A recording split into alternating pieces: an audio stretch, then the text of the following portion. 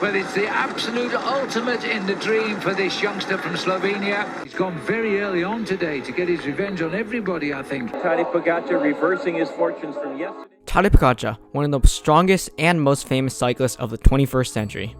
This is the story of Tadej Pogacar and how he rose to greatness. Tadej Pogacar's career began at a very young age. He started cycling at the age of 9. He was born in 1998 in Slovenia. He started racing at local competitions and quickly displayed his immense talent and dedication. Pogacar's breakthrough moment, however, came in 2018 when he signed with UAE Team Emirates, a major milestone in his professional career. In 2019, he was the youngest rider to ever win a UCI World Tour race, and that was the 2019 Tour of California.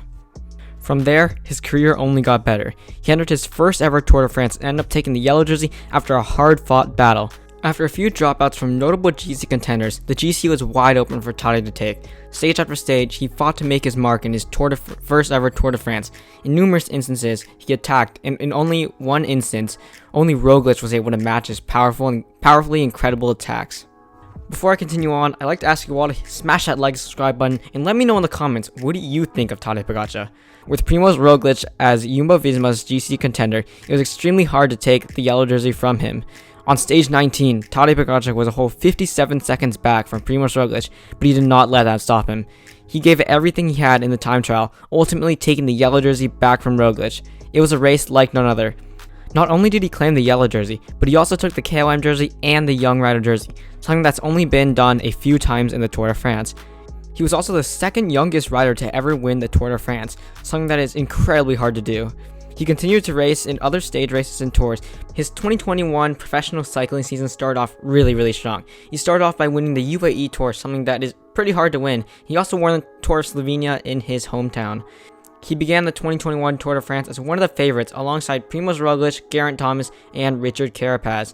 After stage 1, Julian Alaphilippe was in the lead by 8 seconds over Tadej Pogacar, but Tadej Pogacar sat nicely in the white jersey.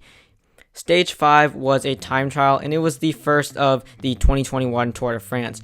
Tadej performed exceptionally well, and he was no longer as far behind from his rivals as he was prior to this. He ended up getting into a breakaway, launching an attack, and he ended up extending his lead quite a bit, and he ended up being over 5 minutes and 45 seconds ahead of Vingegaard in stage 18. After the final few stages, Pogacar already had an extremely big lead on all the GC contenders, and the only one remotely close was Vingegaard. And Vingegaard would soon become Tadej's #1 rival in the 2023 Tour and the pro cycling season. Tadej Pogacar was feeling pretty strong coming into stage 20, but he ended up losing 30 seconds to Vingegaard. But he still had his lead of over 5 minutes, which is really incredible considering that this is only his second ever Tour de France and he was only around 21 years old at this point. After the Tour, he went on to take the bronze medal in the 2021 Olympics, racing against some of the best cyclists in the world. Moving on to his 2022 cycling season, he ended up winning the UAE Tour for the second time in a row, an extremely notable achievement. Prior to what would be his third Tour de France, he raced numerous tours and races, also racing who would soon be his rival, Jonas Vingegaard. For the 2022 Tour de France, Pogacar had another very close competition. Jumbo-Visma started the tour with lots of technical difficulties and crashes, making it a bit easier for Tadej, but then ultimately making Jumbo-Visma switch up their GC contender to Jonas Vingegaard. Jonas was ultimately the new GC contender for Jumbo-Visma, and little did the world know, Jonas would soon become one of the top cyclists in the world alongside Pogacar. It's amazing how one can go from packing fish to soon winning the Tour de France. The final few stages of the Tour de France were a great reminder of a good sportsmanship in highly competitive sports like cycling. Pogacar crashed on the descent of the 18th stage, however, Jonas waited for Tadej, showing just how good of a sport the two were. Tadej Pogacar's strength would not be enough to best Jonas in the GC, but it was enough to keep him safely in second place and top young rider.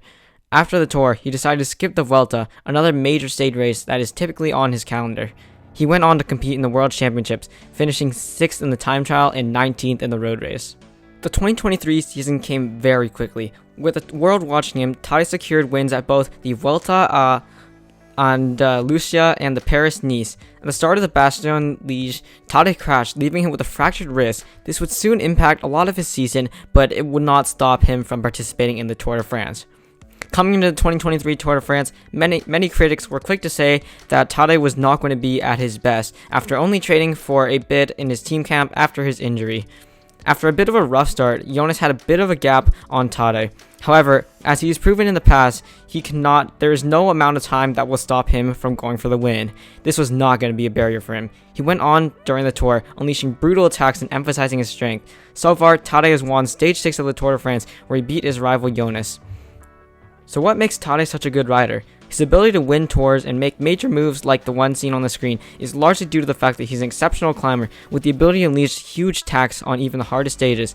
So far, pretty much none of the other climbers have been able to match Tadej's strength, all except Jonas. Not only can he climb amazingly well, he's proven in the past stages that he can both sprint and dominate in time trials. All of these abilities allow him to participate at the highest level and beat his competitors. Relating this to Eddy Merckx, they are both extremely versatile riders, allowing them to be exceptional at being top GC contenders. They both have an incredible drive to improve and race until their very last breath. You can really see the suffering on Tadej's face as he puts more and more time into the GC, stage after stage. Let's continue on with the video. The two of them also have amazing ability to keep their cool during races, being sure not to stress when times are tough. Throughout the entire tour last year, Tadej remained calm, assuring himself that he has the ability to take that win.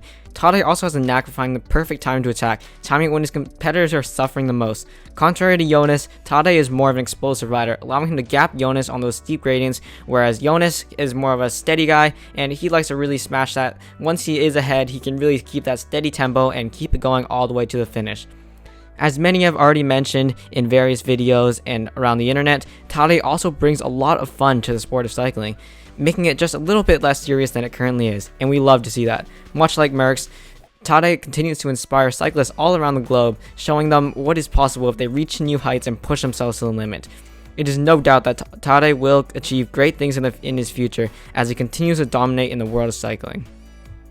If you enjoyed this video, please be sure to hit that like and subscribe button. It really helps support the channel. And with that, ride on and see y'all next time.